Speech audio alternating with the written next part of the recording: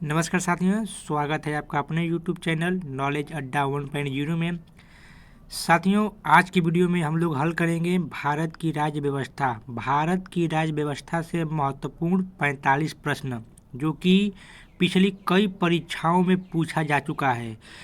तो वीडियो में शुरू से लेकर लास्ट तक बने रहिएगा और वीडियो अच्छा लगे तो वीडियो को लाइक और चैनल को ज़रूर सब्सक्राइब करिएगा। तो चलिए शुरू करते हैं। आज का पहला प्रश्न है, भारत की संविधान निर्मात्री सभा के अध्यक्ष कौन थे? तो इसका सही उत्तर हो जाएगा option number A, Rajendra Prasad. Rajendra Prasad Bharat की संविधान निर्मात्री सभा के अध्यक्ष थे। चलिए अगला प्रश्न देखते हैं। अगला प्रश्न है, निम्नलिखित में से कौन संविधान सभा का संवैधानिक सलाहकार था? तो इसका सही उत्तर होगा ऑप्शन सी, बी.एन. राव। बी.एन. राव संविधान सभा के संवैधानिक सलाहकार थे। चलिए अगला प्रश्न देखते हैं। अगला प्रश्न है, संविधान सभा द्वारा भारतीय संविधान को स्वीकृत किया गया था। कब स्वीकृत किया गया था? तो इसका सही उत्तर होगा ऑप्शन सी, 26 नवंबर 1949 को। 26 नवंबर 1949 को भारतीय संविधान सभा द्वारा भारतीय संविधान को स्वीकृत किया गया था। चलिए अगला प्रश्न देखते हैं। अगला प्रश्न है, निम्नलिखित में से किस एक अधिनियम ने भारत में संघीय शासन की व्यवस्था दी थी? तो इसका सही उत्तर होगा ऑप्शन सी, भारत सरकार अधिनियम 1935। भारत सरकार अधिनियम 1935 के द्वारा ही भारत में संघीय शासन व्यवस्था की नींव रखी गई थी। चलिए अगला प्रश्न देखते हैं। अगला प्रश्न है, भारतीय संविधान सभा की प्रारूप समिति के अध्यक्ष कौन थे? तो इसका सही उत्तर होगा option C, doctor Bhimrao Ambedkar. Doctor Bhimrao Ambedkar प्रारूप समिति के अध्यक्ष थे। चलिए अगला प्रश्न देखते हैं। अगला प्रश्न है, भारतीय संविधान में मूल अधिकारों का विचार कहाँ से लिया गया है? तो इसका सही उत्तर होगा ऑप्शन सी, कनाडा के संविधान से। कनाडा के संविधान से भारतीय संविधान में मूल अधिकारों का विचार लिया गया है। चलिए अगला प्रश्न देखते हैं। अगला प्रश्न है, भारत के संविधान के अनुच्छेद 300 के अनुसार भारत की सरकार का कानूनी नाम है। तो इसका सही उत्तर होगा option B, the union of India. अनुच्छेद 300 के अनुसार भारत का कानूनी नाम द यूनियन ऑफ इंडिया है। अगला प्रश्न है, भारतीय संविधान के आरंभ में कुल कितने अनुच्छेद थे? तो इसका सही उत्तर होगा ऑप्शन सी, अनुच्छेद 395। मतलब 395 अनुच्छेद थे जब भारतीय संविधान आरंभ हुआ था। चलिए अगला प्रश्न देखते हैं। अगला प्रश्न है, वित्त विधेयकों के बारे में विशेष उपबंध किस अनुच्छेद के अंतर्गत किया गया है? तो इसका सही उत्तर होगा ऑप्शन ए, अनुच्छेद 317। अनुच्छेद 317 में ही वित्त विधेयक के लिए उपबंध किया गया है। चलिए अगला प्रश्न देखते हैं। अगला प्रश्न है, समाजवादी शब्द उद्देशिका में कब जोड़ा गया था? तो इसका सही उत्तर होगा ऑप्शन ए, 42वें संविधान संशोधन। 42वें संविधान संशोधन में समाजवादी शब्द जोड़ा गया था। चलिए अगला प्रश्न देखते हैं। अगला प्रश्न है, भारतीय संविधान का कौन सा भाग संविधान की आत्मा कहलाता है? तो इसका सही उत्तर होगा ऑप्शन सी, उद्देशिका। उद्देशिका को ही संविधान की आत्मा कहा जाता है। चलिए अगला प्रश्न देखते हैं। अगला प्रश्न है, भारत में राजनीतिक सत्ता का मुख्य स्रोत कौन है? तो इसका सही उत्तर होगा ऑप्शन ए, जनता। जनता ही भारत की राजनीतिक सत्ता का मुख्य स्रोत है। चलिए अगला प्रश्न देखते हैं। अगला प्रश्न है, भाषाई आधार पर राज्यों का पुनर्गठन किस वर्ष किया गया था?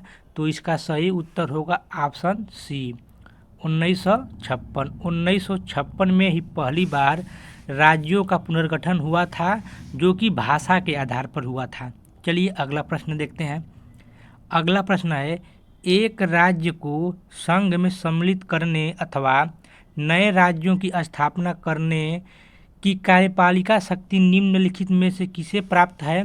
तो इसका सही उत्तर होगा ऑप्शन ए संसद को। साथियों, नए राज्य का निर्माण, राज्यों की सीमाओं में परिवर्तन करना संसद का ही काम है, तो इसका सही उत्तर होगा ऑप्शन ए संसद। चलिए अगला प्रश्न देखते हैं। अगला प्रश्न है, नागरिकता से संबंधित प्रावधान संविधान के किस भाग में है? तो इसका सही उत्तर होगा ऑप्शन सी भाग 2। भाग 2 में ही नागरिकता से संबंधित सभी प्रावधान हैं। चलिए अगला प्रश्न देखते हैं। अगला प्रश्न है, नागरिकता संशोधन विधेयक 2019 संसद से कब पारित किया गया था? तो इसका सही उत्तर होगा ऑप्शन बी 11 दिसंबर 2019 को।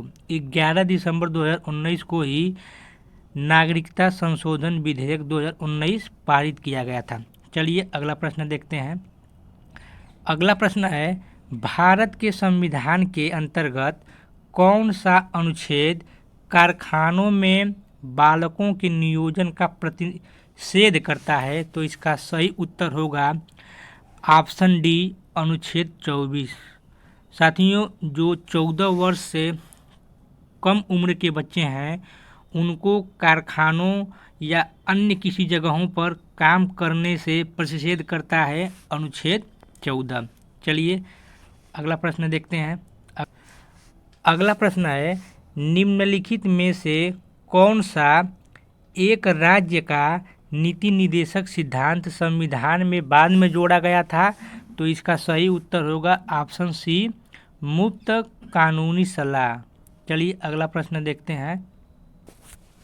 अगला प्रश्न है, भारतीय संविधान में कितने मौलिक कर्तव्य हैं? तो इसका सही उत्तर होगा ऑप्शन बी 11। भारतीय संविधान में 11 मौलिक कर्तव्य हैं। चलिए अगला प्रश्न देखते हैं। अगला प्रश्न है, भारतीय संविधान के 17वें संशोधन द्वारा भारत के राष्ट्रपति के चुनाव में जिन 2 केंद्र शासित प्रदेशों को भाग लेने का अधिकार दिया है वह हैं। तो इसका सही उत्तर होगा ऑप्शन बी दिल्ली और पुदुचेरी। दिल्ली और पुदुचेरी को भारतीय संविधान के 17वें संशोधन द्वारा राष्ट्रपति के चुनाव में हिस्सा लेने का अधिकार दिया गया है। चलिए अगला प्रश्न देखते हैं। अगला प्रश्न है, भारत के किस राष्ट्रपति, साथियों यहाँ राष्ट्रपति कर लीजिएगा, भारत के किस राष्ट्रपति को मिसाइल मैन की संज्ञा दी जाती है? तो इसका सही उत्तर होगा option B doctor APJ Abdul Kalam को। साथियों, डॉक्टर APJ अब्दुल कलाम जो कि भारत के राष्ट्रपति रह चुके हैं, उनको ही मिसाइल मैन की संज्ञा दी जाती है। चलिए अगला प्रश्न देखते हैं। अगला प्रश्न है, निम्नलिखित में से कौन भारतीय गणतंत्र का प्रमुख होता है? तो इसका सही उत्तर होगा ऑप्शन ए भारत का राष्ट्रपति। भारत का राष्ट्रपति भारतीय गणतंत्र का प्रमुख होता है।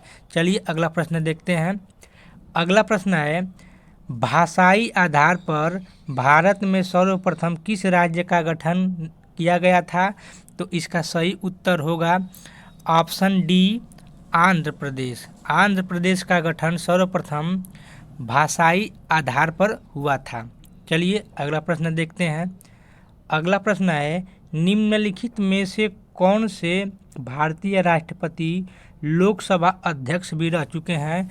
तो इसका सही उत्तर होगा ऑप्शन डी नीलम संजीव रेड्डी। नीलम संजीव रेड्डी भारत के ऐसे राष्ट्रपति हैं जो लोकसभा के अध्यक्ष रह चुके हैं। चलिए अगला प्रश्न देखते हैं।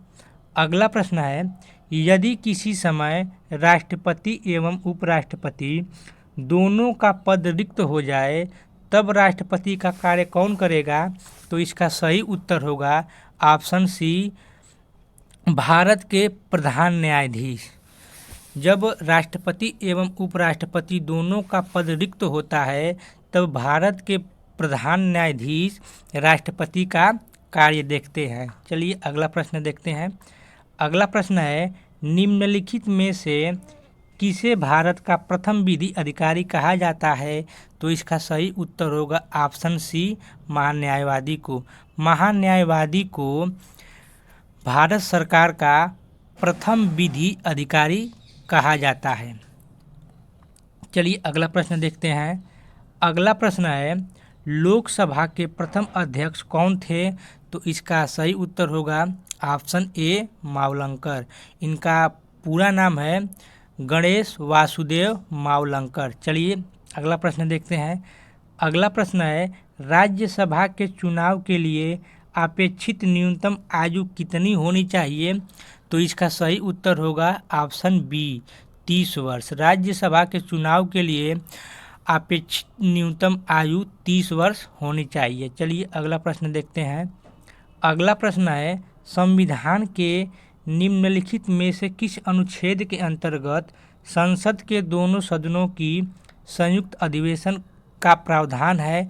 तो इसका सही उत्तर होगा ऑप्शन बी, अनुच्छेद 308। अनुच्छेद 308 के द्वारा ही संसद के दोनों सदनों का संयुक्त अधिवेशन किया जाता है। चलिए अगला प्रश्न देखते हैं।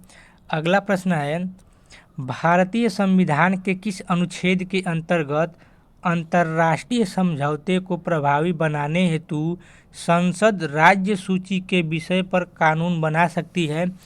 तो इसका सही उत्तर होगा ऑप्शन डी, 253। अनुच्छेद 253 के अंतर्गत ही अंतर्राष्ट्रीय समझौते पर कोई कानून बनाने हेतु संसद राज्य सूची पर कानून बना सकती है। चलिए अगला प्रश्न देखते हैं।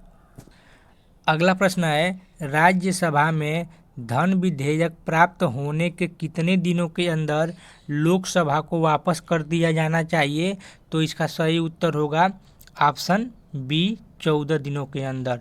14 दिनों के अंदर धन विधेयक को राज्यसभा से लोकसभा में वापस किया जाना अति आवश्यक होता है। चलिए अगला प्रश्न देखते हैं। अगला प्रश्न है, निम्नलिखित में से कौन भारत की लोकसभा और राज्यसभा की संयुक्त बैठक की अध्यक्षता करता है? तो इसका सही उत्तर होगा ऑप्शन सी, लोकसभा अध्यक्ष। साथियों एक बात ध्यान रखिएगा, अगर पूछ ले कि लोकसभा और राज्यसभा की संयुक्त बैठक कौन बुलाता है तो बुलाता है राष्ट्रपति। राष्ट्रपति बुलाता है। और अगर पूछ ले कि संयुक्त बैठक की अध्यक्षता कौन करता है तो संयुक्त बैठक की अध्यक्षता लोकसभा अध्यक्ष करता है। चलिए अगला प्रश्न देखते हैं। अगला प्रश्न है, किसी राज्य के राज्यपाल संविधान के निम्नलिखित में से किस अनुच्छेद के अंतर्गत विधानमंडल के अवकाश के दौरान अध्यादेश जारी कर सकते हैं? तो इसका सही उत्तर होगा ऑप्शन बी, अनुच्छेद 213।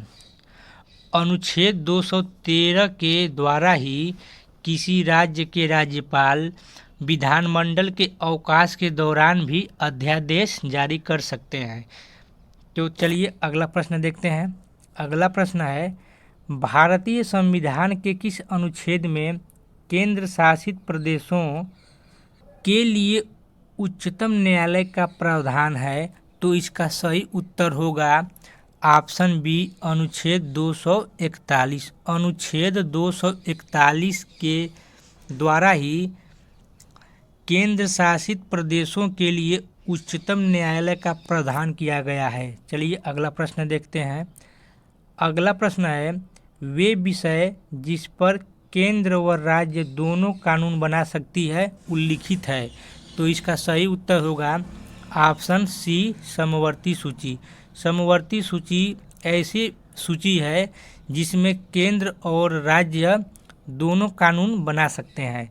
चलिए अगला प्रश्न देखते हैं। अगला प्रश्न है, भारतीय संविधान के अनुच्छेद 352 के अनुसार राष्ट्रीय आपात की घोषणा निम्नलिखित में से किन परिस्थितियों में की जा सकती है? तो इसका सही उत्तर होगा ऑप्शन डी, युद्ध, बाह्य आक्रमण अथवा सशस्त्र विद्रोह। जब ये तीनों होंगे तभी राष्ट्रीय आपात की घोषणा की जाती है। चलिए अगला प्रश्न देखते हैं। अगला प्रश्न है, भारतीय संविधान के किस अनुच्छेद के अंतर्गत किसी राज्य में राष्ट्रपति शासन लागू होता है? तो इसका सही उत्तर होगा ऑप्शन सी, अनुच्छेद 356। अगला प्रश्न है, किस अनुच्छेद के तहत भारत के राष्ट्रपति द्वारा वित्त आयोग की नियुक्ति की जाती है? तो इसका सही उत्तर होगा ऑप्शन सी, अनुच्छेद 280। अनुच्छेद 280 के तहत ही भारत के राष्ट्रपति द्वारा वित्त आयोग की नियुक्ति की जाती है। चलिए अगला प्रश्न देखते हैं। अगला प्रश्न है, केंद्र व राज्य के मध्य वित्त का बंटवारा किसकी सिफारिश पर होता है? तो इसका सही उत्तर होगा ऑप्शन बी, वित्त आयोग। वित्त आयोग के द्वारा ही केंद्र व राज्य के मध्य वित्त का बंटवारा होता है। चलिए अगला प्रश्न देखते हैं। अगला प्रश्न है, संविधान में संशोधन की पहल की जा सकती है? तो इसका सही उत्तर होगा ऑप्शन डी, संसद के किसी एक सदन में। संसद के किसी एक सदन में संविधान संशोधन की पहल की जा सकती है। चलिए अगला प्रश्न देखते हैं। अगला प्रश्न है, संविधान का 52वां संशोधन संबंधित है, किससे संबंधित है? तो इसका सही उत्तर होगा ऑप्शन ए, दल बदल से। दल बदल से संबंधित संशोधन 52वां संशोधन कहलाता है। चलिए अगला प्रश्न देखते हैं।